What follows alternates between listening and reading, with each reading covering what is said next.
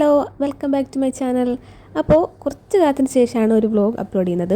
അപ്പോൾ ഓൾറെഡി ഞാൻ ഷാർജയിൽ എത്തിയ കാര്യമൊക്കെ ഞാൻ ഷോർട്സ് ആയിട്ട് അപ്ലോഡ് ചെയ്തിട്ടുണ്ടായിരുന്നു. അപ്പോൾ ഈ ഒരു വ്ലോഗ് എഡിറ്റ് ചെയ്ത് ഇടാനുള്ളതുകൊണ്ട് പിന്നെ ഷോർട്സ് ഒന്നും ഇടാനും പറ്റിയില്ല. അപ്പോൾ ഏതായാലും നിങ്ങൾ ഈ ഒരു വീഡിയോ കംപ്ലീറ്റ് കാണുമെന്ന് വിശ്വസിക്കുന്നു. കൂടാതെ എൻ്റെ ചാനൽ ആദ്യമായിട്ടാണ് കാണുന്നതെങ്കിൽ സബ്സ്ക്രൈബ് ചെയ്യാൻ മറക്കരുത്. പിന്നെ ലൈക്കും കമൻറ്റൊക്കെ ചെയ്യണം. അപ്പോൾ ഇതാ മുന്നേ പറഞ്ഞതുപോലെ പ്ലെയിനിൽ ഇങ്ങനെ പോയിക്കൊണ്ടിരിക്കുകയാണ്. അതായത് കാലിക്കറ്റ് എയർപോർട്ടിൽ നിന്ന് സ്പൈസ് ജെറ്റിൽ കയറി നേരെ ദുബായ് എയർപോർട്ടിലേക്ക് ഇറങ്ങാൻ വേണ്ടിയിട്ട് ഇങ്ങനെ പോവാണ്. ഏതാണ്ട് ഒരു ഉറക്കമൊക്കെ കഴിഞ്ഞതിന് ശേഷമാണ് ഞാൻ ഈ ഒരു വ്ലോഗ് വീഡിയോസൊക്കെ എടുത്ത് തുടങ്ങിയത്. ഞാൻ വിചാരിച്ച വേറൊന്നല്ല, ദുബായ് എയർപോർട്ടിൽ ആദ്യമായിട്ടാണ് ഇറങ്ങുന്നത്. അപ്പോൾ അതിൻ്റെ കുറച്ച് വീഡിയോസും കാര്യങ്ങളൊക്കെ എടുക്കാമെന്ന് കരുതിയിട്ടാണ്.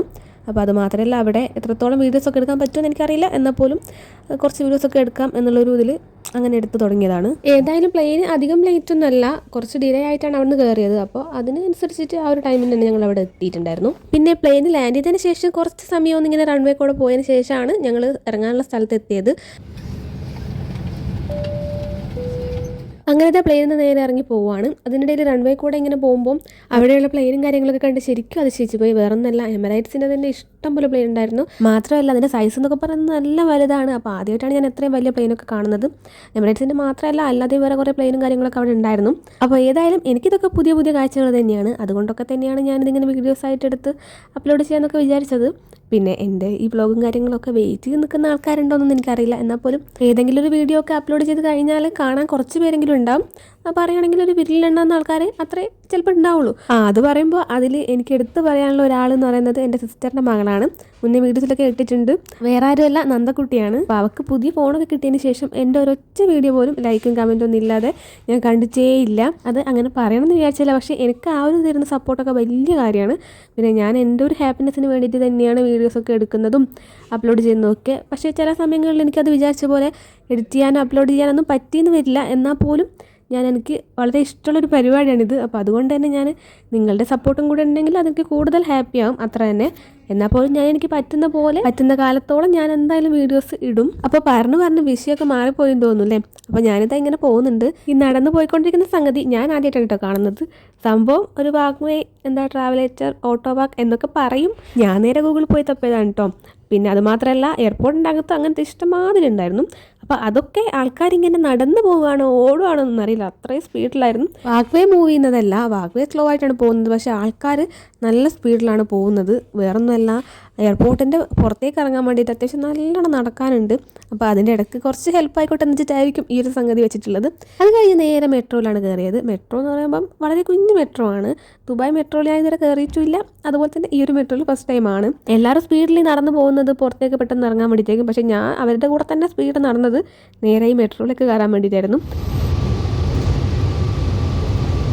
അപ്പോൾ പോയിരുന്നത് ഏകദേശം ഫ്രണ്ടിൽ തന്നെയാണ്. അതുകൊണ്ട് മുന്നിലുള്ള കാഴ്ചകളും കാണാം.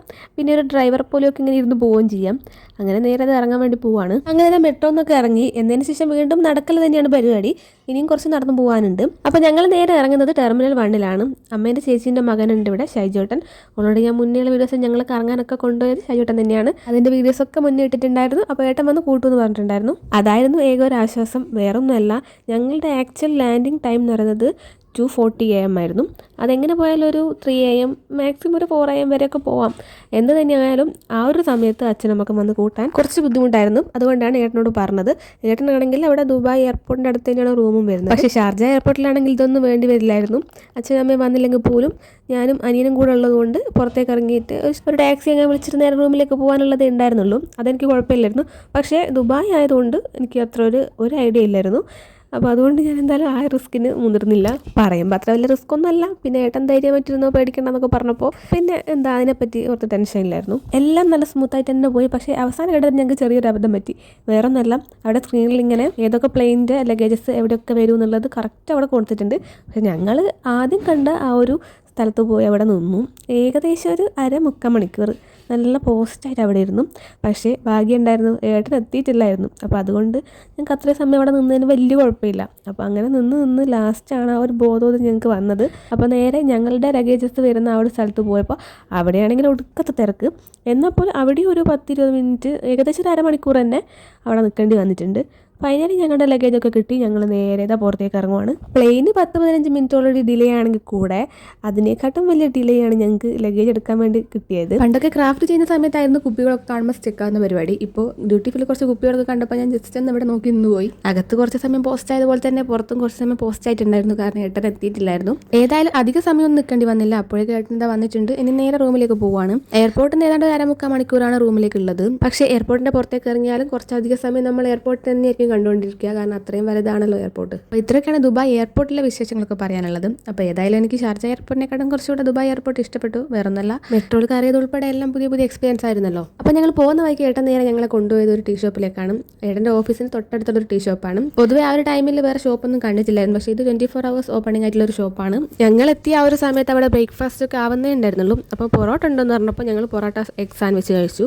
പൊറോട്ടയും ഒരു ഓംലെറ്റ് ഒക്കെ വെച്ചിട്ടുള്ള ലൈറ്റാണ്. സംഭവം അടിപൊളിയായിരുന്നു. അതൊക്കെ കഴിഞ്ഞതിന് ശേഷം ഞങ്ങൾ നേരെ പോകുന്ന വഴിക്ക് തൊട്ടടുത്തുള്ള ഏട്ടൻ്റെ ഓഫീസിലും കൂടെ ജസ്റ്റ് ഒന്ന് കയറി ഏട്ടൻ ഓഫീസൊക്കെ ഒന്ന് കാണിച്ചു തന്നു. അങ്ങനെ ഇനി നേരെ റൂമിലേക്കാണ്. അതിൻ്റെ ഇടയ്ക്ക് ഞാൻ പ്ലെയിനൊക്കെ കണ്ടപ്പോൾ ജസ്റ്റ് ഒന്ന് വീഡിയോ എടുത്തപ്പോൾ ഏട്ടൻ പറഞ്ഞു എയർപോർട്ടിൻ്റെ പുറത്തുനിന്ന് അങ്ങനെ വീഡിയോസ് എടുക്കാൻ പാടില്ലെന്ന്. പിന്നെ ഞാൻ അധികം എടുക്കാൻ പോയില്ല. അങ്ങനെ ഫൈനലി ഞങ്ങൾ ഇതാ എത്തിയിരിക്കുന്നു ഞങ്ങൾ താമസിക്കുന്ന സ്ഥലത്ത്. ഇതാണ് ഞങ്ങളുടെ ബിൽഡിങ്. ഞങ്ങളുടെ മുന്നേ വീഡിയോസിലൊക്കെ നിങ്ങൾ കണ്ടിട്ടുണ്ടാവുമായിരിക്കും എന്ന് വിചാരിക്കുന്നു.